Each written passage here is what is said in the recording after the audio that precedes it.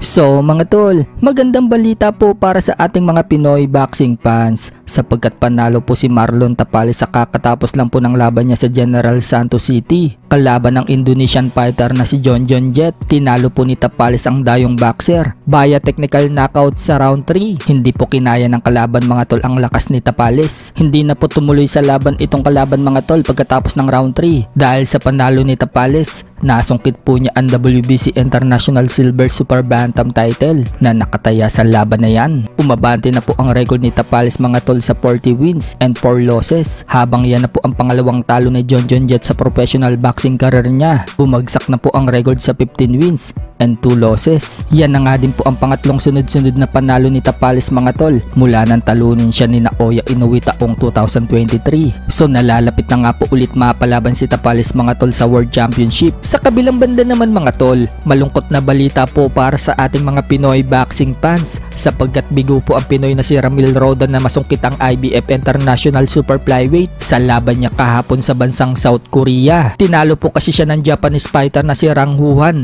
sa pamamagitan ng 9th round technical knockout. Maganda naman po ang pinakita ng Pinoy mga tol sa laban. Halos dikit nga po yung score nila. Bagamat nabugbog siya ng hapon, nabugbog din niya itong hapon. Subalit sobrang tibay talaga nitong Japanese fighter mga tol. Hindi man lang ito bumabagsak sa mga solidong patama ng Pinoy. Pagpasok ng round 9, dyan na po nakatama ng malakas na left hook ang hapon. Halatang nahilo po yung Pinoy mga tol.